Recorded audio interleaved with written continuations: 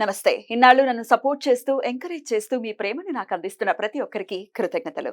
అలాగే ఈ వీడియో కూడా ఖచ్చితంగా మీకు ఉపయోగపడుతుంది. లైక్, షేర్ అండ్ సబ్స్క్రైబ్ చేసి మీ సపోర్ట్‌ని నాకు అందించండి. అలాగే ఈ వీడియో పట్ల మీకున్న అభిప్రాయాన్ని కామెంట్ సెక్షన్‌లో కామెంట్ చేసి తెలియజేయండి. ఇప్పుడు వీడియోని చూద్దాం.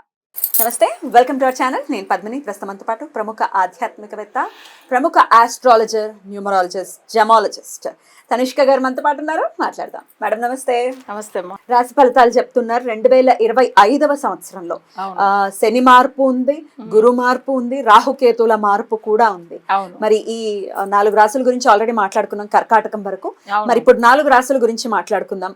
సింహ, కన్య, తుల, వృశ్చిక రాశుల గురించి ఇప్పుడు ఒక్కసారి మీ ద్వారా. ఓకే అమ్మా, తప్పకుండా.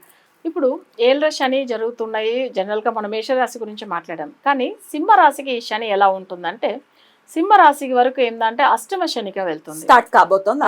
అష్టమ శని అంటేనే వీళ్ళకి ఏంటంటే ఆరోగ్య విషయం ఒకటి. ఎందుకంటే 6th లార్డ్ కాబట్టి ఆయన సింహరాశికి, 7th లార్డ్ అంటే భార్య గురించి ఉండేది. సో అప్పుడు భార్యకి హెల్త్ ఇష్యూ ఉంటుంది. తర్వాత అవును, సింహరాశి వాళ్ళకి తర్వాత ఎవరైతే సింహరాశిలో పుట్టారో వాళ్ళకి ఆరోగ్య సమస్యలు ఉంటుంది. తర్వాత వీళ్ళకి శత్రు బాధలు కూడా ఉంటుంది. ఎందుకంటే 6, 7 సంబంధించిన గ్రహం శని 8కి వెళ్తాడు. 8 అనేటప్పుడు ఇక్కడ అష్టమం అంటే కష్టాలు ఇస్తూ ఉంటాడు. అది శత్రువుల వల్లనే వచ్చే సమస్య ఒకటి. తర్వాత వాళ్ళకి కొన్ని శత్రువులు అంటే బ్లాక్ మ్యాజిక్ ఎఫెక్ట్ కూడా జరుగుతుంది సింహరాశి వాళ్ళకి. దగ్గర 2.5 years కొంచెం సరిగా లేవు సింహరాశి వాళ్ళకి. ఇందులో ఏమైతుందంటే వీళ్ళకి ఈ మన అష్టమ శని జరుగుతుంది కదా, ఇంత కష్టాలు పడుతున్నామని కొన్ని జాతకాలకు గొడవలు అంటే ఇప్పుడు నార్మల్గా వాళ్ళు మాట్లాడతారు, ఆ మాటలే తప్పు అనుకుంటారు వేరే వాళ్ళు. సో దాని వల్ల వాళ్ళు కోర్టు కేసులు ఇవన్నీ తిరుగుతూ ఉంటారు. ఇంకొకటి అష్టమంలో శని వచ్చినప్పుడు ట్రావెలింగ్ లో కూడా ప్రాబ్లం ఉంటుంది. అంటే కొంచెం సడన్ గా యాక్సిడెంట్ అవ్వడం, ఇట్లా అనుకోకుండా కొన్ని ప్రాబ్లమ్స్ మేజర్ గా వాళ్ళు ఫేస్ చేయడం ఇలాంటిది ఉంటుంది. సో ఇది అష్టమ శని వల్ల. ఎప్పుడైనా కానీ అష్టమ శని ఎక్కువ కష్టాలు ఇస్తుంది, అది కొంచెం చూసుకోవాల్సింది ఉంటుంది. సరే, సింహరాశి వాళ్ళకి ఇట్లా ఉంది శని రీత్యా ఫలితాలు ఇవి. కన్యా రాశి వాళ్ళకి చూసామంటే వాళ్ళకి 7th house, సప్తమ శని అంటే తమిళ్లో ఇది గండక శని అంటారు, తెలుసా? అంటే 7th లో ఉన్న శని డైరెక్ట్ రాశిని చూస్తాడనమాట. అంటే 7th house లో ఉన్న శని డైరెక్ట్ కన్యా రాశిని చూస్తాడు కదా. ఇప్పుడు ఏమైతుందంటే దాని వల్ల గండక శని అంటారు. కొంచెం ఏంటంటే కొంచెం అప్పుడప్పుడు దెబ్బ తాకుతూ ఉంటుంది. బయట వెళ్తున్నారు, కొంచెం వాళ్ళకి ఇంట్లో ఉంటే కూడా దెబ్బ తాకుతుంది, అది గండక శని వల్ల. సో దీన్ని తమిళ్లో గండక శని అంటారు. ఇంకొకటి ఏంటంటే రాశిని చూడడం వల్ల ఆరోగ్య సమస్యలు వస్తుంది. సో ఇది కొంచెం చూసుకోవాలి కన్యా రాశి వాళ్ళకి. సరే, ఏంది సింహరాశికిదా ఇంత అసలు బాగాలేదు అంటారు, మళ్ళీ కన్యా రాశి కూడా ఇలానే ఉంటుందా అంటే గండక శని వల్ల సమస్యలు. మరీ ఎక్కువ దోషం అయితే కాకపోయినా ఆరోగ్య విషయంలో కొంచెం చూసుకోవాలి. మరి తులారాశి వారికి షష్టమ, అవును, ఎట్లా అంటే తులారాశి వాళ్ళకి మంచిది జరుగుతుంది. ఎందుకంటే యోగ కారకుడు కూడా, అది కాకుండా వాళ్ళకి ఏంటంటే 6లో అస్తమించి ఉన్నాడు శని, మరిగిపోతే మంచిది. ఎందుకంటే 6th house కి వెళ్తాడు శని అంటేనే తప్పకుండా మంచి చేస్తాడు. అవునా, మంచిగా. అది కూడా ఏంటంటే లగ్జరీ లైఫ్ ఇస్తాడు. 4th లార్డ్ కాబట్టి శని. 5th లార్డ్ ఏంటంటే ఆయన పూర్వ పుణ్యస్థానము ప్లస్ బాకీ, అంటే వాళ్ళకి ఏంటంటే పిల్లల వల్ల కానీ తర్వాత వాళ్ళకి మంచి ప్రాపర్టీ కొనుక్కునే యోగం అన్నీ ఉంటుంది. సో ఇది ఏంటంటే ఈ ఒక 2.5 years లో వాళ్ళు ఏదన్నా ప్రాపర్టీ మీద ఇన్వెస్ట్ చేయవచ్చు, ల్యాండ్స్ అట్లాంటి దాని మీద ఇన్వెస్ట్ చేయవచ్చు, ఎక్కువ మంచిగానే ఉంటుంది. బాగానే ఉంది. ఎందుకంటే ఇప్పుడు వాళ్ళు ఏదైనా కొత్తగా గ్రహ యోగం ఏదైనా హౌస్ కొనుక్కోవాలని అనుకున్నా అన్ని దానికి కలిసి వస్తుంది ఇప్పుడు. సరే, ఇంకా పిల్లల విషయం గురించి వాళ్ళకి ఒకవేళ ఏదైనా కొత్త ప్లాన్ అంటే పిల్లల పెళ్లి విషయం గురించి కానీ, లేకపోతే ఆ పిల్లల్ని అబ్రాడ్ పంపించేదో వాళ్ళ కెరీర్ గురించో ఏదైనా ప్లాన్ చేసుకోవడము చాలా బాగుంటుంది. బిజినెస్ గురించి కూడా ఏదైనా. సో ఇక్కడ ఏమైతుందంటే వీళ్ళకి తులారాశి వాళ్ళకి 4, 5 స్థానం శని కాబట్టి, సో దీనికి సంబంధించిన మంచి ఫలితాలు ఇస్తాడు ఆయన. వృశ్చిక రాశి వారికి అర్ధాష్టమ శని అయిపోతుంది.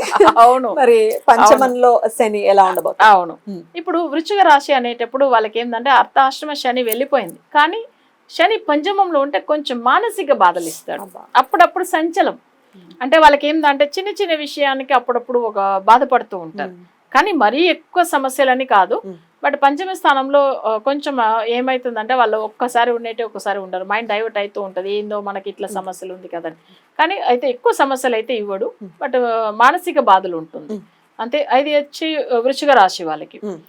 అవును, జనరల్ గా పిల్లల వల్ల కూడా సఫర్ అవుతూ ఉంటారు. ఇక ఇది శని వల్ల ఉండేటటువంటి రిజల్ట్స్. మరి గురుగ్రహం వల్ల ఈ 4 రాశుల వాళ్ళకి ఎలా ఉండబోతోంది మేడం? ఓకే, ఇప్పుడు గురువు వచ్చి ఎట్లానే మనం అసలు చెప్పాము, అసలు గోచర రీతిగా ఆయన మిథునానికి వస్తాడు. మిథునం అనేటప్పుడు వీళ్ళకి 11 స్థానం సింహరాశి. సింహరాశి. అవును. ఓకే, 11 అనేటప్పుడు అది మంచిదే చేస్తుంది, లాభస్థానం అన్ని ఓకే. ఇప్పుడు ఏళ్ళ శని కష్టాలు ఇచ్చినప్పుడు ఇది మంచి చేస్తుంది, సారీ అష్టమ శని కష్టాలు ఇచ్చినప్పుడు ఇది మంచి చేస్తుంది. కానీ ఏమైతుందంటే ఈ గురు బలం అనేది ఫుల్గా పొందుతారంటే లేదు. ఎందుకంటే గోచర రీతిగా శని గురువు అని చూసి కంపేర్ చేస్తే అష్టమ శనికి ఇంకా బలం ఎక్కువ కదా. అందుకని గురువు వచ్చి కొంచెం ఆయన ఫలితం తక్కువ ఉంటుంది. కానీ 11th లో ఉన్నా కూడా ఓకే కొంచెం అంతే, ఒక 20% మంచి చేయవచ్చు అంతే తప్పించి ఫుల్గా తను కూడా మంచి చేయలేకుండా పోతారు గురువు. ఎందుకంటే స్ట్రాంగ్ గా ఉంటాడు అష్టమ శని స్ట్రాంగ్ ఉంటాడు కాబట్టి కొంచెం ఇంపాక్ట్ ఎక్కువ ఉంటుంది. ఇప్పుడు గురువు వచ్చి 11లో లాభస్థానంలో ఉన్నాడు. ఏదైనా బిజినెస్ చేసే వాళ్ళకి అదంతా కలిసి వస్తుంది. కానీ నెగిటివ్ గా ఉన్న శని వల్ల సమస్యను ఉంటుంది. సరే, ఇప్పుడు మనం ఇంకొక విషయం చూడాలి. కన్యా రాశి వాళ్ళకి 10వ స్థానంలో గురువు వస్తాడు. అవును, అది మంచిది కాదు. ఎందుకంటే 10లో గురువు అంటే నేను ఇంత ముందు కూడా చెప్తూ ఉంటాను, 10ல் గురు இருந்தால் పరమశివనం పిచ్చ ఎడుపాన్ అట్లని తమిళ్లో ఒక సామెత ఉంది. అంటే పరమశివుడు అంటే శివుడు కూడా భిక్షం తీస్తాడు కదా. సో కొన్ని టైమింగ్ లో భిక్షాం దేవి అసలు స్వామి వారు కూడా, ఎందుకంటే శివుడికే ఆ కష్టాలు వచ్చింది, అది తప్పలేదు అనేది మీనింగ్ అది. అట్లా ఉన్నప్పుడు 10వ స్థానంలో ఉన్న గురువు అసలు మంచి చేయడు. అంటే వాళ్ళకి ఆర్థిక ఇబ్బందులు ఎక్కువ ఇస్తాడు. తర్వాత వాళ్ళు చేయన తప్పుకు వాళ్ళకి అంటే 10th హౌస్ వచ్చి వాళ్ళ నేమ్ అండ్ ఫేమ్ గురించి ఉండేది. తర్వాత 4th 7th లాడు గురువు ఉన్నప్పుడు 4th అంటే మదర్ గురించి, మదర్ వల్ల సఫర్ అవుతూ ఉంటారు. వాళ్ళ హెల్త్ గురించిగా ఉండొచ్చు, లేదు వాళ్ళకి అసలు ఆర్థిక ఇబ్బందులు ఉండొచ్చు. వాళ్ళ తల్లికి కన్యా రాశికి 4th లాడు, తర్వాత కన్యా రాశికి 4th లాడు అంటే సుఖం ఉండదు, వాళ్ళకి నిద్ర ఉండదు. సో ఇక్కడ 7th హౌస్ అనేటప్పుడు వాళ్ళకి ఏమవుతుందంటే మ్యారిటల్ లైఫ్ లో కొన్ని సమస్యలు ఇవన్నీ కూడా కన్యా రాశికి వస్తాయి. వాళ్ళ కన్యా రాశి వాళ్ళకి 10వ స్థానంలో ఉన్న గురువు వల్ల సమస్య ఉంటుంది. ఇక తులారాశి వారికి గురువు ఎట్లాంటి రిజల్ట్స్ ఇస్తారండి? తులారాశి వాళ్ళకి 9వ స్థానానికి వెళ్తున్నాడు. సో భాగ్యాధిపతి భాగ్యస్థానంలో ఆల్రెడీ శని మంచి చేస్తున్నాడు తులారాశి వాళ్ళకి. ఇప్పుడు గోచార గురు ఇంకా మంచి చేస్తాడు. అసలు ఆల్రెడీ శని మంచి చేసినప్పుడు ఇంకా ఈయన ఇంకా 9లో ఉన్న గురు అసలు చెప్పాల్సిందే, ప్రతిదీ వాళ్ళకి అనుకూలంగానే ఉంటుంది. ఎందుకంటే 3rd 6th లాడు, 3rd అంటే అన్ని ప్రతి పనులు సక్సెస్ అన్నమాట. తర్వాత ఇక్కడ సహోదర స్థానం, తోడు పుట్టిన వాళ్ళకి కానీ సపోర్ట్ చేయడం కానీ, లేదు వాళ్ళ వల్ల వీళ్ళకి మంచి జరగడం కానీ ఇవన్నీ ఉంటాయి. నెక్స్ట్ ఇక్కడ 6th లాడు కూడా శత్రువులు ఎవరు ఉండరు. ప్లస్ అక్కడ ఏదైనా ఆర్థికంగా అంటే అప్పుల వల్ల బాధపడే వాళ్ళు ఉండవచ్చు ఇంత ముందుగా, బట్ ఆ అప్పులన్నీ కూడా క్లియర్ అయిపోతుంది ఈ గురువు చేంజ్ అవడం వల్ల. ఎందుకంటే వాళ్ళకి అక్కడ రుణ స్థానాధిపతి కూడా ఆయననే అవుతాడు గురువు. సో అక్కడ వచ్చినప్పుడు 9లో భాగ్యస్థానంలో మంచి చేస్తాడు. అద్భుతం. సో అది బాగుంది. వృశ్చిక రాశి వారికి అండి. సో వృశ్చిక రాశి వాళ్ళకి చూసామంటే ధనస్థానము 5వ స్థానం 8th కు వెళ్ళాడు, అష్టమంలో ఉన్నాడు. డబ్బుల విషయం మేజర్ అక్కడ. అంటే ఎవరు వల్ల ఎక్కువ బాధపడతారు? పిల్లల వల్లనే. ఎందుకంటే గురువు అనేటప్పుడు పుత్రకారకుడు. తర్వాత కుటుంబ స్థానం అంటే ఫ్యామిలీ గురించి వీళ్ళు ఎంత ఖర్చు పెట్టినా సరిపో మళ్ళీ ఇంకా వాళ్ళకి అసలు కమిట్మెంట్స్ ఎక్కువ ఉంటుంది. అది ఒక 1 year డబ్బులు సరిపోవు, అంటే ఎంత వచ్చినా వాళ్ళకి నిలబడదు. సో అది ఒక మేజర్ ప్రాబ్లం అయితే ఉంది. పిల్లల వల్లనే కొంచెం ఖర్చులు ఎక్కువ ఉంటుంది. సో వృశ్చిక రాశి వాళ్ళకి అప్పుడు ఏంటంటే గురు ధనకారకుడునే చెప్తాం గురుని, ఆయనకి సంబంధించిన మంచి పూజలు చేసుకుంటే తప్పకుండా వాళ్ళకి ఆర్థిక ఇబ్బందుల్లోంచి బయటపడతారు. ఇక రాహుకేతువులు ఈ 4 రాశుల వాళ్ళకి ఎట్లాంటి రిజల్ట్స్ ఇస్తున్నారు? ఓకే, ఇప్పుడు సింహరాశికి యాక్చువల్గా ఏంటంటే కేతు జన్మకేతుగా ఉంటాడు. సో అప్పుడు జన్మకేతు అనేటప్పుడు ఏంది, ఎక్కువ ఆలోచనలు, చిన్న చిన్న విషయానికి అనుమానాలు. సో ఎందుకంటే లగ్నం అంటే రాశిలో ఉన్నప్పుడు ఏమైతుందంటే జన్మ రాశి అసలు అక్కడ కేతు ఉన్నప్పుడు వాళ్ళకి ఎక్కువ ఆలోచనలు. అంటే అది మేజర్గా ఏంటంటే 5 తలలు ఉంటాయి సర్పానికి అనేటప్పుడు 5 రకంగా థింక్ చేస్తారు. చిన్న చిన్న విషయాన్ని కూడా అనుమానిస్తూ ఉంటారు, ఏ పనులు సెట్ అవ్వలేని బాధపడుతూ ఉంటారు. తర్వాత సింహరాశిలో కేతు అంత మంచోడు కాదు కదా, జనరల్ గా వాళ్ళకి వచ్చి పనులు కార్య విఘ్నం, ఏది అనుకున్నా డిలే అవుతుంది ఆ పనులు, అట్లా ఉంటుంది. సో నెక్స్ట్ వచ్చి 7వ స్థానంలో రాహు. అప్పుడు సర్పం కదా మనకు, అవి రాహు కేతులు చేంజ్ అవుతుంది కదా. అవునండి. అట్లా ఉన్నప్పుడు 7లో ఉన్న రాహు కూడా జాతక రీతిగా వాళ్ళకి మంచి చేయదు. యాక్చువల్గా కుంభంలో రాహు ఉంటే మంచి చెప్తాం, కానీ ఇక్కడ ఏమైపోతుందంటే సింహరాశిలో కేతు ఉన్నప్పుడు ఆ రాహు కూడా అంత మంచి చేయట్లేదు. సో వాళ్ళకి సమస్యలే ఇస్తుంది. కానీ సరే, ఇది ఒకటి సింహరాశికి అంత రాహుకేతులు మంచి యోగించలేదు లేదు.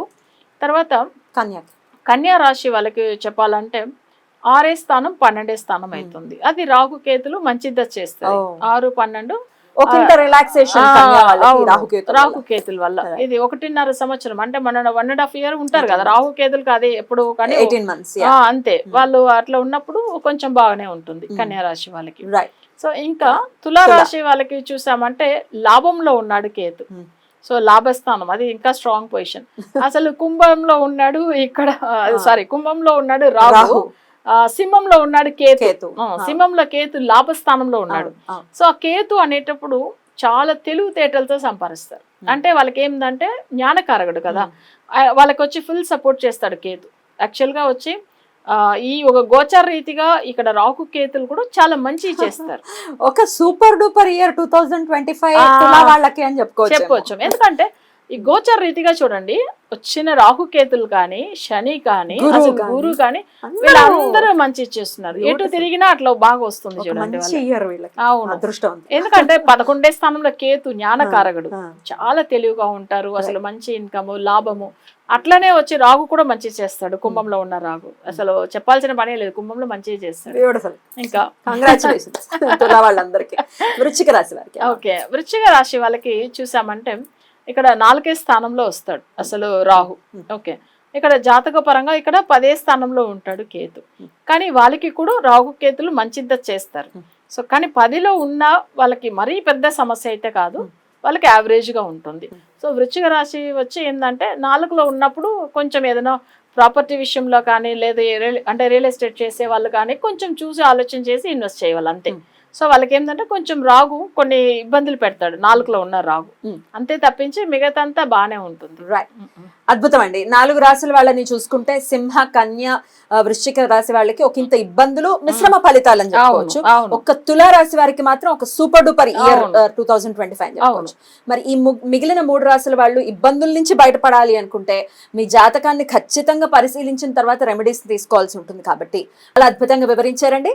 ఇక నెక్స్ట్ ఎపిసోడ్ లో మిగిలిన 4 రాశుల గురించి మాట్లాడుకుందాం. థ్యాంక్ యూ మేడం, నమస్తే.